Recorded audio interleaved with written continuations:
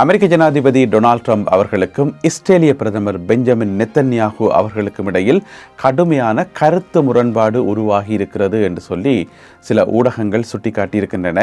ஏன் இந்த கருத்து முரண்பாடு வந்திருக்கு, அவர்கள் ரெண்டு பேருக்கும் இடையில் எப்படி கருத்து முரண்பாடு வரும், ரெண்டு பேரும் நல்ல மாதிரி தானே என்று சொல்லி கேட்டிங்கன்னு சொன்னால், அதாவது ஈரான் மீது திரும்பவும் யுத்தத்தை ஆரம்பிக்கிறதா இல்லையா என்பது சம்பந்தமாக இரண்டு தரப்புக்கும் இடையில் கருத்து முரண்பாடு உருவாகி இருப்பதாக இந்த செய்தியில் சொல்லப்பட்டிருக்கிறது. அதாவது இஸ்ரேலுக்கு என்ன விருப்பம் என்று சொன்னால், திரும்பவும் ஈரான் மேலே தாக்குதல் நடத்தணும், சண்டையை ஆரம்பிக்கணும் என்றது இஸ்ரேலினுடைய விருப்பம். ஆனால் அமெரிக்காவுக்கு அதில் விருப்பம் இல்லை. சும்மா தேவையில்லாமல் யுத்தத்தை ஆரம்பித்து தேவையில்லாமல் காசை கொண்டே செலவழித்து ஒரு பிரயோசனமும் இல்லை, ஈரானை வெல்லவே முடியாது என்று சொல்லி சிலவேளை டொனால்ட் ட்ரம்ப் அவர்கள் சொன்னாரோ இன்னும் தெரியலை. இந்த ரெண்டு பேருக்கும் இடையில் கருத்து முரண்பாடு உருவாகி இருப்பதாக சுட்டி காட்டப்பட்டிருக்கிறது. இப்போ போன செவ்வாய்க்கிழமை ரெண்டு பேரும் தொலைபேசியில் உரையாடினார்கள், அமெரிக்க ஜனாதிபதியும் இஸ்ரேலிய ஜனாதிபதியும். ஆனால் அந்த தொலைபேசி உரையாடலில் என்ன விஷயம் கதைக்கப்பட்டது என்று சொல்லி வெளியில் தகவல்கள் வெளியாகல. இப்போ பார்த்தீங்கன்னு சொன்னால் இன்றைக்கு வெள்ளிக்கிழமை அது சம்பந்தப்பட்ட தகவல்கள் வெளியாகி இருக்கின்றன. அதாவது ரெண்டு பேருக்கும் இடையில் காரசாரமான முறையில் விவாதங்கள் இடம்பெற்றன தொலைபேசியூடாக என்று சொல்லி சொல்லப்படுகிறது. இதே பிரச்சனை தான். இஸ்ரேல் சொல்லுது சண்டையை ஆரம்பிக்கணும் என்று சொல்லி, அமெரிக்கா சொல்லுது இல்லை சண்டையை ஆரம்பிக்கிறதுக்கு நாங்கள் தயாராக இல்லை, பேச்சுவார்த்தை நடத்துவோம் என்று சொல்லி. ட்ரம்ப் என்ன நினைக்கிறார் என்று சொன்னால், ஈரானோட கதைச்சு பேசலாம் போலான் இருக்குது, பேச்சுவார்த்தை மூலம் ஒரு முடிவுக்கு வரலாம் என்று சொல்லி. எங்கள் எல்லாருக்குமே தெரியும், இது இன்றைக்கு நேற்று இல்லை, ஆரம்பத்தில் இருந்தே, அதாவது பிப்ரவரி மாதம் 28 இருந்தே அமெரிக்காவுக்கு ஈரானை தாக்குற ஒரு ஐடியா இருக்கவே இருக்கையில், அப்படியான ஒரு எண்ணம் அமெரிக்காட்ட இல்லை என்று சொல்லி சொல்லப்படுது. ஆனால் இஸ்ரேலிய பிரதமர் பெஞ்சமின் நெத்தன்யாகுவும் மற்றது இஸ்ரேலிய புலனாய்வு அதிகாரிகளும் நேர அமெரிக்காவுக்கு போயிட்டு, வாஷிங்டனுக்கு போயிட்டு அமெரிக்க அதிகாரிகளோடையும் டொனால்ட் ட்ரம்ப் அவர்களுடைய கதைச்சு அவர்கள் கொடுத்த ஒரு அழுத்தத்தின் பேரில் தான் அமெரிக்கா இந்த தாக்குதலில் ஈடுபட்டு என்று சொல்லி. ஏன்னு சொன்னால் அமெரிக்க மக்களுக்கே விருப்பம் இல்லை ஈரான் மேலே தாக்குதல் நடத்துறது. அதோட ட்ரம்பினுடைய கொள்கை வெளிநாட்டில் போயிட்டு நான் யுத்தம் நடத்த மாட்டேன்றது. எனவே அவர் கொடுத்த எல்லா வாக்குறுதிகளையும் தவிடுபொடி ஆக்குற மாதிரி ஈரான் மேலே தேவையில்லாத தாக்குதலை நடத்த ஆரம்பித்து 42 யுத்த விமானங்களை இழந்து இராணுவத்தினர் பலியாகி எத்தனையோ பில்லியன் கணக்கான சொத்து அழிவெல்லாம் ஏற்பட்டு எல்லாமே ட்ரம்புக்கு தெரியும். எனவே இந்த ஒரு பிரச்சனை காரணமாக இரண்டு தரப்புக்கும் இடையில் கடுமையான முரண்பாடு உருவாகி இருப்பதாக இப்பொழுது ஊடகங்களில் சுட்டி காட்டப்பட்டிருக்கிறது. இது சம்பந்தமாக டோஹா பல்கலைக்கழகத்தினுடைய ஒரு பேராசிரியர், அதாவது மத்திய கிழக்கு நாடுகளின் இராணுவ விவகாரங்கள் சம்பந்தமாக ஆய்வுகளை செய்யக்கூடிய ஒரு பேராசிரியர் முகமது எல் மாஸ்ட்ரி ஒரு கருத்து சொல்லியிருக்காரு. என்ன சொன்னால், இப்போ அண்மை காலமாக அமெரிக்காவுக்கும் இஸ்ரேலுக்கும் இடையில் இருக்கக்கூடிய அந்த நெருக்கம் குறைவடைஞ்சு, அதாவது அதில் ஒரு விரிசல் ஒன்று ஏற்பட்டு அமெரிக்காவுக்கும் ஈரானுக்கும் இடையிலான அந்த பிணைப்பு நெருங்கி வருது என்று சொல்லி, ஒருவேளை ட்ரம்ப் யோசிச்சாரோ இன்னும் தெரியல, சும்மா நண்பன் என்று சொல்லி இஸ்ரேல் சார்பாக நடந்து தேவையில்லாமல் நாங்கள் எங்களுக்கு நாங்களே சூடு வைக்கிறோம், இதுக்கு நாங்கள் பேசாமல் ஈரானுடைய கலைச்சு பேசி பேச்சுவார்த்தை நடத்தலாம் என்று சொல்லி இப்போ ஈரானுக்கும் அமெரிக்காவுக்கும் இடையிலான அந்த ஒரு ராஜதந்திர உறவு நெருக்கமாகி வருவதாக இந்த பேராசிரியர் சுட்டிக்காட்டியிருக்கின்றார். டோஹா பல்கலைக்கழகத்தினுடைய பேராசிரியர் சுட்டிக்காட்டியிருக்கின்றார். அது மட்டும் இல்லாமல் நீங்கள் பார்த்தீங்கன்னு சொன்னால், பொதுவாக ட்ரம்ப் பேச்சுவார்த்தை பற்றி தான் கதைப்பார். ஆனால் ஒவ்வொரு தடவையும் பெஞ்சமின் நெத்தன்யாகு ஃபோன் பண்ணி கதைச்சா பிறகு அதுக்கு பிறகு ட்ரம்ப் அறிக்கை விடுவார், ஈரானை தாக்க போகிறோம், கடுமையாக தாக்க போகிறோம் என்று சொல்லி. எனவே எல்லாத்தையும் கூட்டி கழிச்சு பார்க்கக்குள்ள எங்களுக்கு என்ன விளங்குதுன்னு சொன்னால், அமெரிக்காவுக்கு ஈரானோட யுத்தம் செய்கிற ஐடியா பேசிக்காக இல்லை, ஆனால் இஸ்ரேல் கொடுக்குற அந்த தூண்டுதலால் தான் இந்த யுத்தங்கள் எல்லாம் நடக்குது என்று சொல்லி அப்படித்தான் நாங்கள் ஒரு முடிவுக்கு வர வேண்டி இருக்குது. எனவே மேலதிக விவரங்களுக்காக காத்திருப்போம். அமெரிக்காவிடமிருந்து ஒரு முக்கியமான அதிர்ச்சிகரமான அறிவிப்பு ஒன்று வெளியாகி இருக்கிறது. இந்த அதிர்ச்சி எங்களுக்கு இல்லை, தாய்வானுக்கு. அதாவது தாய்வானுக்கு $14 பில்லியன் பெறுமதியான ஆயுதங்களை வழங்குவதற்கு ஏற்கனவே அமெரிக்கா ஒப்பந்தம் ஒன்று போட்டிருந்தது. இப்போ பார்த்தீங்கன்னு சொன்னால் அதை தாங்கள் நிறுத்தி வைப்பதாக அமெரிக்க அதிகாரிகள் அறிவித்திருக்கிறார்கள்.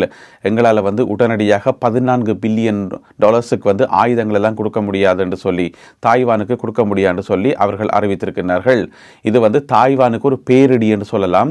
ஏனென்று சொன்னால், அமெரிக்கா ஆயுதங்கள் கொடுக்கும், அமெரிக்கா பின்னுக்கு இருந்து உதவி செய்யும் என்ற நம்பிக்கையில் தான் தாய்வான் சைனாவோட முரண்பட்டு கொண்டிருக்குது. அல்லது சைனாக்கும் தாய்வானுக்கும் இடையிலான அந்த முரண்பாட்டுக்கான அடிப்படை காரணமே அமெரிக்கா போயிட்டு ஆயுதங்களை கொடுக்கிறது தான். எனவே இன்னும் ஒரு ஆளை நம்பி நாங்கள் களத்தில் குதிச்சா இதுதான் கதை. தேவைப்பட்ட ஆயுதங்களை தெரிவினம், தேவைப்படையில் என்று சொன்னால் ஆயுதங்களை தரமாட்டினோம், இந்த மாதிரியான பிரச்சனை தானே. எனவே இப்போ தர்ம சங்கடத்துக்கு உள்ளாகி இருக்கிறது தாய்வான் என்று சொல்லி இந்த செய்தியில் சொல்லப்பட்டிருக்கிறது. இந்த ஆயுதங்களை கொடுக்காம நிறுத்தி வச்சதுக்கு 2 காரணங்கள் இருக்குது. ஒன்று வந்து கிட்டல அமெரிக்க ஜனாதிபதி டொனால்ட் ட்ரம்ப் அவர்கள் சீனாவுக்கான பயணத்தை மேற்கொண்டு சீன ஜனாதிபதியோட நடத்தின அந்த பேச்சுவார்த்தை முதலாவது காரணம். 2வது காரணம் வந்து அமெரிக்காட்ட ஆயுதங்கள் இல்லை, அதுதான் பிரச்சனை.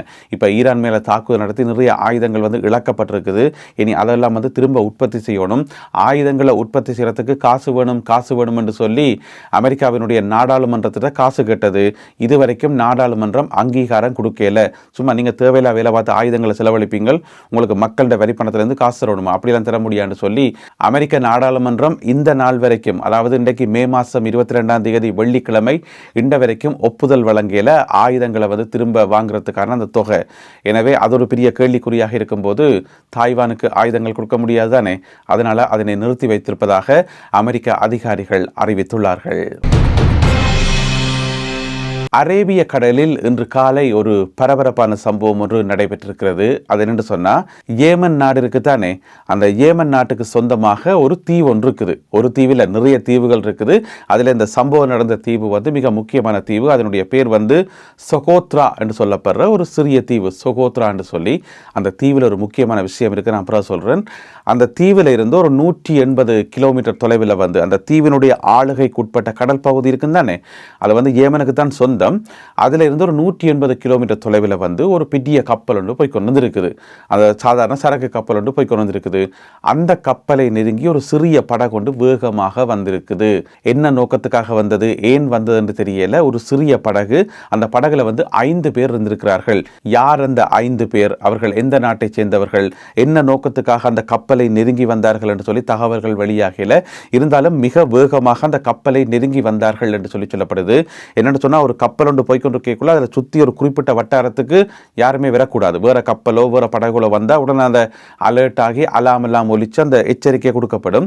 ஆனால் அதையும் தாண்டி இந்த சிறிய படகு வந்து வேகமாக வந்ததால அந்த கப்பலில் இருந்த ஆயுதப்படையினர், அதாவது இப்போ ஒவ்வொரு கப்பல்லையும் பார்த்தீங்கன்னு சொன்னால் ஒரு 5-6 பேர் வந்து பாதுகாப்புக்காக நிறுத்தப்பட்டிருக்கிறார்களாம்.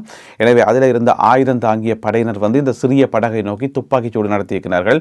அதாவது நேரடியாக படகுல போய் படுற மாதிரி துப்பாக்கிச்சூடு நடத்தையில அக்கம் பக்கத்தில் சுடலாம் தானே அந்த தடுக்கிறதுக்காக. அப்போ துப்பாக்கிச்சூடு நடத்தப்பட்டதை அடுத்து அந்த படகு திரும்பி கொண்டு போனதாக சொல்லப்படுகிறது.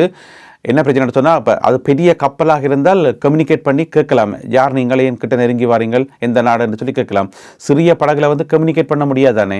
அப்போ இந்த கப்பல் இருந்தாங்களுக்கு தெரியல அது யார் என்று சொல்லி. எனவே இப்படியான ஒரு பரபரப்பான சம்பவம் ஒன்று இன்று காலை இடம்பெற்றிருக்கிறது. இதனை பிரித்தானியாவினுடைய கடல்சார் கண்காணிப்பு அமைப்பு இங்கே யூகேல இருக்குது, UKMTO என்று சொல்றது ஒரு பிரபலமான அமைப்பு உண்டு.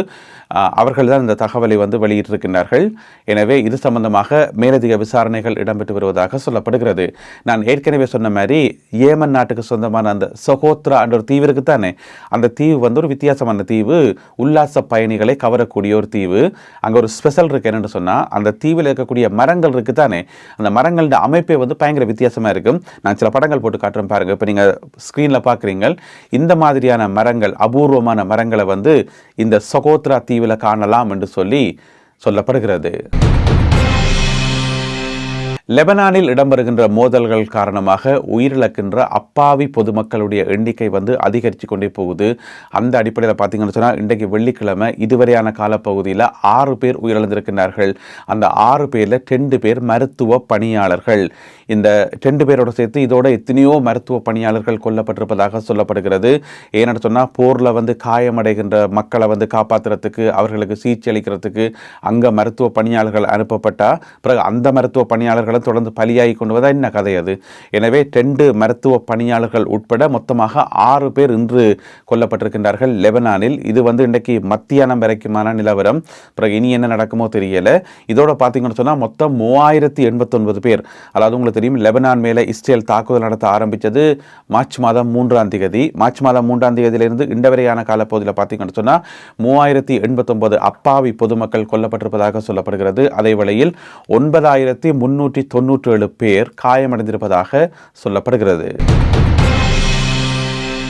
அமெரிக்காவினுடைய அடுத்த பார்வை கியூபா நோக்கி திரும்பி இருப்பதாக இராணுவ வல்லுநர்கள் சுட்டிக்காட்டியிருக்கிறார்கள். ஏன்னு சொன்னால் கியூபா மேல மிக விரைவில் நடவடிக்கை எடுக்கப் போவதாக அமெரிக்க ஜனாதிபதி டொனால்ட் ட்ரம்ப் அவர்கள் சுட்டிக்காட்டியிருக்கின்றார். அது இராணுவ நடவடிக்கையாக இருக்கக்கூடும் என்று சொல்லியும் அவர் சொல்லியிருக்கின்றார். அதே வழியில் அமெரிக்காவினுடைய மார்க்கோ ரூபியோ இதே கருத்தை சொல்லியிருக்கார். நாங்கள் தேவைப்பட்டால் இராணுவத்தை பயன்படுத்தி தாக்குதல் நடத்துவோம் என்று சொல்லி. உங்களுக்கு தெரியும், அமெரிக்காவுக்கும் கியூபாவுக்கும் இடையில கடந்த 60-70 வருஷங்களாக நாங்கள் பிறந்ததிலேயே கேள்விப்பட்டு கொண்டு வரோம் அமெரிக்காவுக்கும் கியூபாவுக்கும் இடையில முரண்பாடுகள் பிரச்சனைகள் இருக்குன்னு சொல்லி. அந்த அடிப்படையில் இப்போ கடுமையான பொருளாதார தடைகள் எல்லாம் விதிக்கப்பட்டு தற்சமயம் கியூபாவில் கடும் பொருளாதார நெருக்கடி இருக்குது. அது எல்லாத்தையும் சமாளித்து கொண்டு தான் கியூபா நாடு ரன் ஆகி கொண்டிருக்குது. இப்போ 2 நாளைக்கு முதல் பார்த்தீங்கன்னு சொன்னால் கியூபாவினுடைய புரட்சியாளர் பிடல் காஸ்ட்ரோ இருக்காரு தானே, அவருடைய சகோதரர், அவருக்கு 94 வயது, ரவுல் காஸ்ட்ரோ என்று சொல்லி அவர் மேலே ஒரு குற்றப்பத்திரிகை தாக்கல் செய்திருக்கிறது அமெரிக்காவினுடைய நீதிமன்றத்தில். ஏன்னு சொன்னால் 1996ஆம் ஆண்டில் 2 அமெரிக்க யுத்த விமானங்கள் சுட்டு வீழ்த்தப்பட்டது. அதற்கான கட்டளையை வழங்கியவர் அப்போது ஜனாதிபதியாக இருந்த ரவுல் காஸ்ட்ரோ என்று சொல்லி சொல்லப்படுகிறது. எனவே அவர் மேலே குற்றப்பத்திரிகை தாக்கல் செய்யப்பட்டிருக்கிறது. அந்த ஒரு குற்றப்பத்திரிகையை அடிப்படையாக வைத்துக்கொண்டு கியூபாக்குள் அமெரிக்க படைகள் நுழையலாம் என்று சொல்லி எதிர்பார்க்கப்படுகிறது. அதோட ட்ரம்ப் நேற்று 21ஆம் தேதி ஒரு கருத்து சொல்லியிருக்காரு என்று சொன்னால், கடந்த பல வருடங்களாக, அதாவது 50-60 வருடங்களாக இதற்கு முதல் இருந்த பல அமெரிக்க ஜனாதிபதிகள் இந்த கியூபாவுக்கு ஏதோ ஒன்றை செய்ய விரும்பினார்கள். ஆனால் அவர்களால் செய்ய முடியாமல் போயிட்டது. அதனுடைய அர்த்தம் என்னென்னு சொன்னால், கியூபா மேலே படை எடுத்துக்கொண்டு போய் கியூபாவை கைப்பற்றுறது, அதை அவர்களால் செய்ய முடியாமல் போயிட்டது. ஒருவேளை அதை செய்கிற ஆளாக நான் இருக்கக்கூடும், தான் சிலவளால் அதை செய்யக்கூடும், அப்படி ஒரு வாய்ப்பு தனக்கு கிடைத்தால் மிகவும் மகிழ்ச்சி அடைவேன் என்று சொல்லி சூசகமாக சொல்லியிருக்கார் கியூபா மீதான படை நடவடிக்கை சம்பந்தமாக.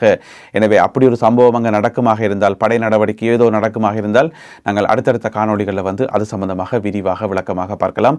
பல முக்கியமான தகவல்கள் எல்லாம் இருக்குது. அமெரிக்காவை கியூபா எதிர்கொள்ளுமா, படை பலம் எவ்வளவு, இந்த மாதிரி கணக்கு விஷயங்கள் இருக்குத்தானே. எனவே அதை வரும் காணொளிகளில் விரிவாக விளக்கமாக பார்க்கலாம். இந்த காணொளியில் பகிர்ந்து கொள்ளப்பட்ட இந்த செய்திகள் தொடர்பான உங்களுடைய கருத்துக்கள் என்ன என்பதை மறக்காமல் கீழே எழுதுங்கள். மீண்டும் சந்திப்போம் உறவுகளே. நன்றி, வணக்கம்.